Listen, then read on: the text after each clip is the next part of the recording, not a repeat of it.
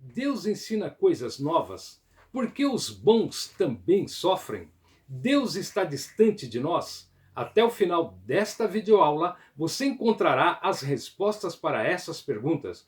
Fica com a gente até o final. Esta é a lição 6, a teologia dele faz. Só os pecadores sofrem? Lição bíblica CPAD, a fragilidade humana e a soberania divina. Comentário do pastor José Gonçalves. Mais uma vez quero agradecer a sua participação aqui no canal e também pelas vossas orações. Se inscreva no canal, ative o sininho, clique no gostei, deixe aí nos comentários um amém, um glória a Deus, um aleluia. Esta pequena ação permite que você também leve a palavra do Senhor. Desta forma o YouTube sugere este vídeo a outras pessoas. Assista mais umas 3 vezes para que você aprenda bem o conteúdo da lição. O nosso textuário é 1 João capítulo 4 e versículos 7 e 8. Amados, amemo-nos uns aos outros, porque o amor é de Deus, e qualquer que ama é nascido de Deus e conhece a Deus. Aquele que não ama não conhece a Deus, porque Deus é amor. A nossa leitura bíblica em classe, Jó capítulo 4, versículo 1 ao 8. Então respondeu Elifaz o temanita e disse: sem tentarmos falar-te, enfadar-te-ás, mas quem poderia conter as palavras? Eis que ensinaste a muitos e tens fortalecido as mãos fracas. As tuas palavras firmaram os que tropeçavam, e os joelhos desfalecentes tens fortalecido. Mas agora que se trata de ti, te enfadas, e tocando-te a ti, te perturbas. Porventura não é o teu temor de Deus a tua confiança, a tua esperança a integridade dos teus caminhos? Lembra-te agora qual é o inocente que jamais pereceu, e onde foram os sinceros destruídos? Segundo eu tenho visto, os que lavram iniquidade e semeiam mal, cegam o mesmo. Jó capítulo 15, versículo do 1 ao 4. Então respondeu Elifaz o temanita e disse: porventura proferirá o sábio vã sabedoria? E encherá o vento oriental o seu ventre, arguindo com palavras de que nada serve, e com razões de que nada aproveita? E tu tens feito vão o temor, e diminuís os rogos diante de Deus? Jó capítulo 22, do versículo 1 ao 5. Então respondeu Elifaz o temanita, dizendo: porventura será o homem de algum proveito a Deus? Antes a si mesmo prudente será proveitoso. Ou tem o Todo-Poderoso prazer em que tu sejas justo?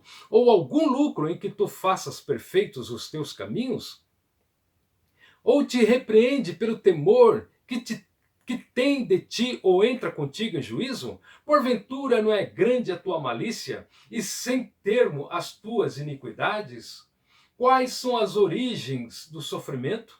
Tiago capítulo 1, do 12 ao 14. Bem-aventurado o homem que sofre a tentação, porque quando for provado receberá a coroa da vida, a qual o Senhor tem prometido aos que o amam. Ninguém sendo tentado, diga: de Deus sou tentado, porque Deus não pode ser tentado pelo mal, e a ninguém tenta, mas cada um é tentado quando atraído e engodado pela sua própria concupiscência. A origem do sofrimento pode ser a tentação diabólica. A tentação tem por objetivo destruir a vida humana, mas também pode ser a provação divina. A provação tem por objetivo o aperfeiçoamento da espiritualidade do crente. A origem do sofrimento pode ser também para a glorificação de Deus. Temos como exemplo a enfermidade que levou Lázaro, o amigo de Jesus, à morte. Está em João capítulo 11, versículo 4. Mandaram-lhe, pois, suas irmãs dizer: Senhor, eis que está enfermo aquele que tu amas. E Jesus, ouvindo isto, disse: esta enfermidade não é para a morte, mas para a glória de Deus, para que o Filho de Deus seja glorificado por ela. O sofrimento advindo do pecado tem origem satânica e mundana. O sofrimento advindo da provação é para o crescimento espiritual. Tem origem divina na sua sabedoria divina. Deus está no controle de tudo. Assim ele pode ouvir a oração e o clamor, perdoar e interromper o sofrimento de procedência maligna. Também na sua sabedoria, ele pode prolongar o sofrimento de acordo com a sabedoria e conhecimento de todas as coisas. Ele só conhecia a justiça retributiva de Deus. Para ele, só os pecadores sofreriam. Para ele, nas palavras de Jó, era uma contrariedade à religiosidade imposta pelos que se diziam sábios. Porém, Deus estava ensinando coisas novas através do sofrimento de Jó. Os pecadores no contexto da justiça retributiva de Deus, a lei da semeadura e da colheita, esta lei encontramos no Novo Testamento, em Gálatas capítulo 6, do 7 ao 10. Não erreis, Deus não se deixa escarnecer, porque tudo que o homem semear, isso também ceifará. Porque o que semeia na sua carne, da carne ceifará a corrupção, mas o que semeia no Espírito, do Espírito ceifará a vida eterna. E não nos cansemos de fazer bem, porque a seu tempo ceifaremos, se não houvermos desfalecido. Então, enquanto temos tempo, façamos bem a todos, mas principalmente aos domésticos da fé. Segundo a justiça retributiva de Deus, o justo é abençoado por Deus, o ímpio recebe a maldição por seus pecados, o carnal ceifará a corrupção, o espiritual ceifará a vida eterna. Por isso devemos fazer o bem a todos. Ele faz o temanita, Bildade o suíta, Zofar o naamatita, foram à terra de Uz para confortar o coração de Jó. Levantaram a sua voz, choraram, rasgaram seus mantos e jogaram por terra ao ar, assentaram com ele na terra e calaram-se por 7 dias. Este era o costume da época. Cabe aqui um parênteses para quem gosta de fazer visitação. Um dos primeiros aconselhamentos da capelania hospitalar é, numa visitação ao enfermo, jamais fazer escândalo, se descabelar e chorar em alta voz, porque isto fragiliza e afeta o enfermo emocionalmente, podendo agravar o seu estado. E no ambiente hospitalar, onde há trabalhadores da saúde e outros enfermos, esta atitude pode causar transtornos, quebrando as regras e normas internas do local onde o doente está sendo tratado.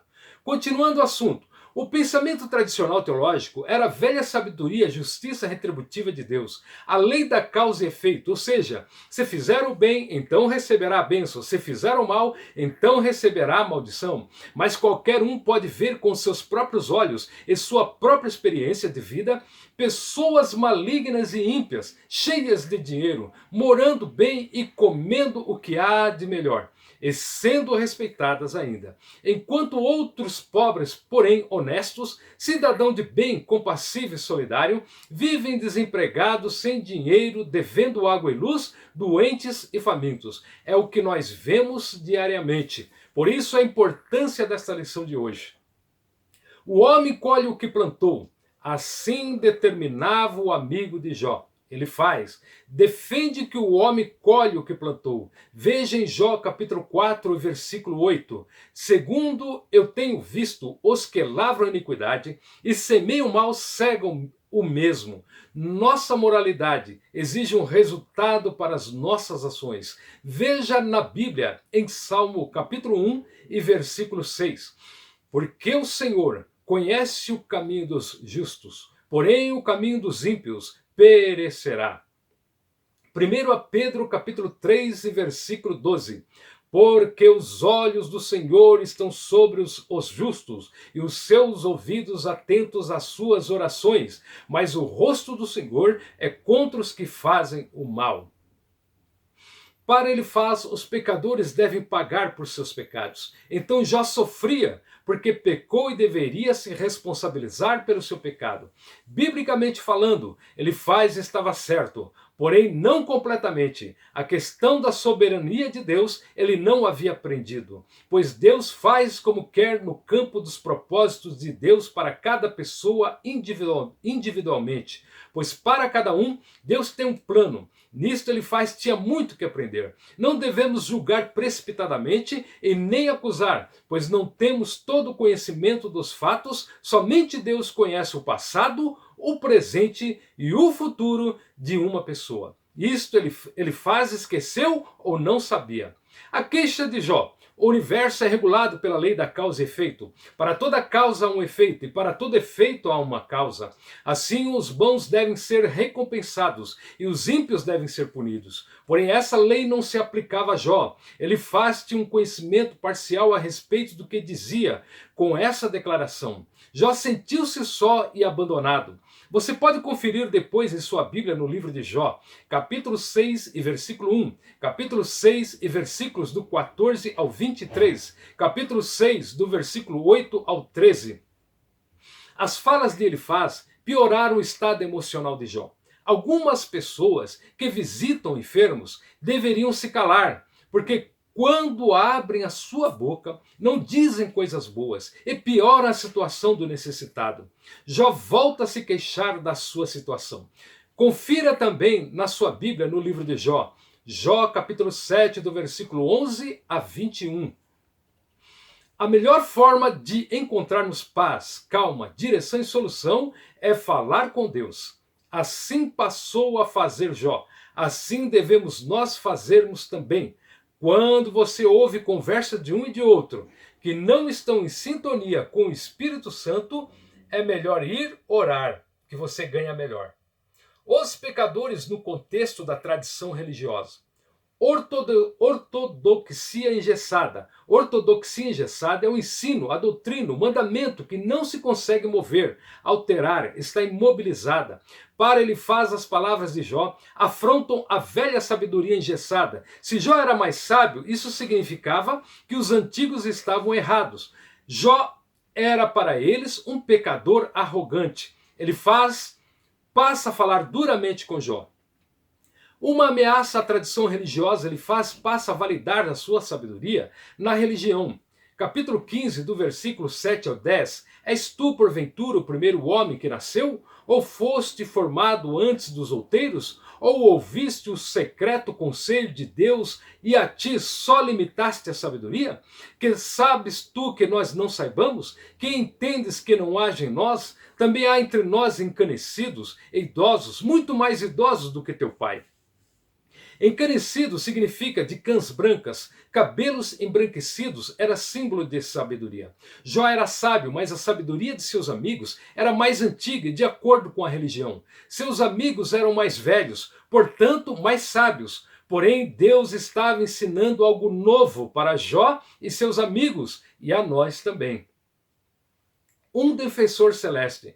Poeticamente, e a resposta de Jó é uma ironia ao pensamento dele faz. O livro de Jó é poético e assim deve ser entendido. Em nenhum momento Jó comete o sacrilégio ou blasfêmia contra Deus. Jó sabia que a sabedoria dele faz era terrena e humana. Jó queria saber a resposta e a sabedoria de Deus. Jó capítulo 16 e versículo 18. Ah, terra, não cubras o meu sangue e não haja lugar para ocultar o meu clamor. Jó capítulo 17, versículo 2. Deveras estou cercado de zombadores, e os meus olhos contemplam as suas provocações.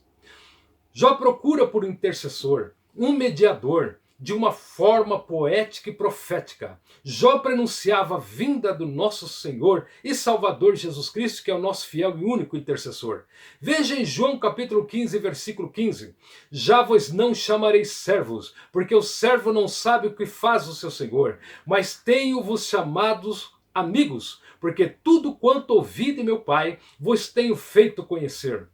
1 a Timóteo capítulo 2 e versículos 5 e 6. Porque há um só Deus e um só mediador entre Deus e os homens, Jesus Cristo homem, o qual se deu a si mesmo em preço de redenção por todos, para servir de testemunha a seu tempo. Aos Hebreus capítulo 4, versículos 5 e 6. Porque não temos um sumo sacerdote que não possa compadecer-se das nossas fraquezas, porém um que como nós, em tudo foi tentado, mas sem pecado. Cheguemos, pois, com confiança ao trono da graça, para que possamos alcançar misericórdia e achar graça, a fim de sermos ajudados em tempo oportuno. Jesus é o sumo sacerdote que intercede por nós sofredores, pelas mesmas coisas que ele padeceu. Jó prenuncia a vinda de Jesus Cristo como advogado e intercessor.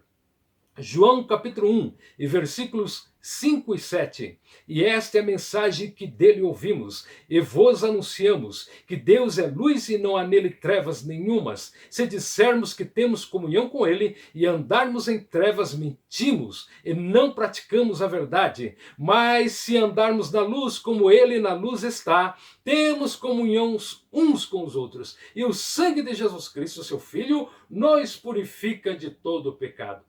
Os pecadores diante de Deus.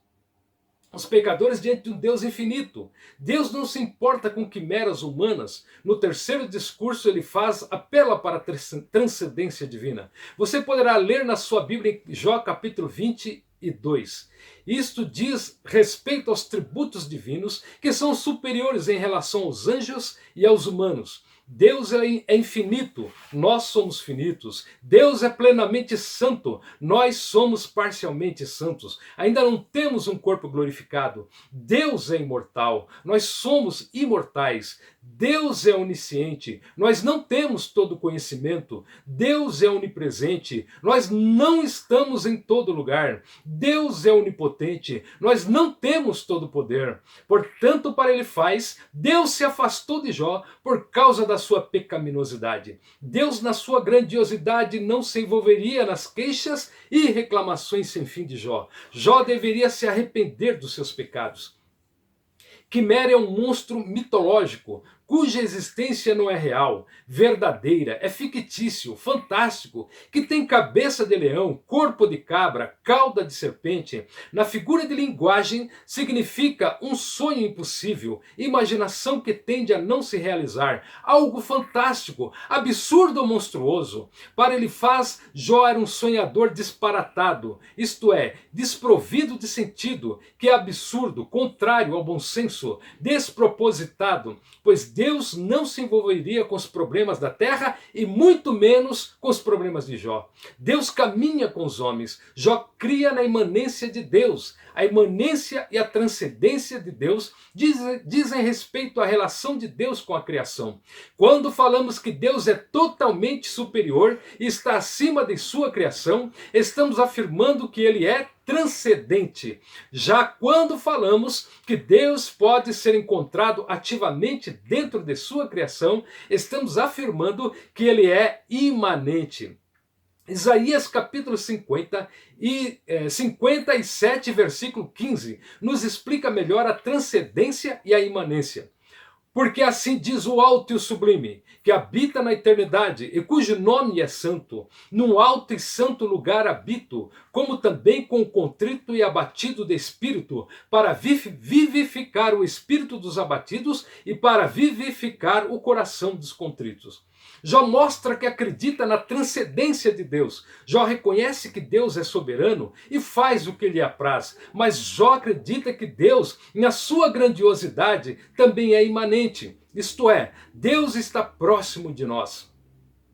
Deus conhece o homem, Deus caminha com o homem, Deus não criou a humanidade, a natureza, o universo e abandonou a tudo. Deus está no controle de todas as coisas, Deus preserva, Deus sustenta. Jó está seguro e certo de que Deus está com ele.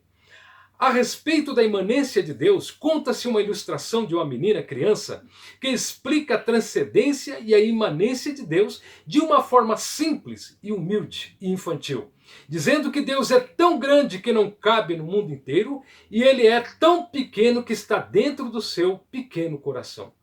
Em Jesus Cristo, Deus caminha e habita com os homens. Filipe queria conhecer ao Pai, mas Jesus lhe advertiu que ele sempre estivera com eles, pois quem vê a Cristo também vê ao Pai. João 14, do versículo 6 ao 11.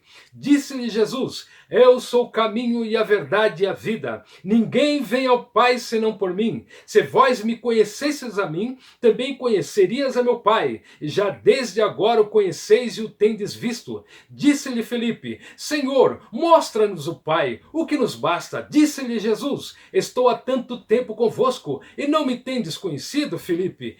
Quem me vê a mim, vê o Pai. E como dizes tu, mostra-nos o Pai? Não crês tu que eu estou no Pai e que o Pai está em mim? As palavras que eu vos digo, não as digo de mim mesmo, mas o Pai que está em mim é quem faz as obras. Crede-me que eu estou no Pai e o Pai em mim, crede-me, ao menos por causa das mesmas obras.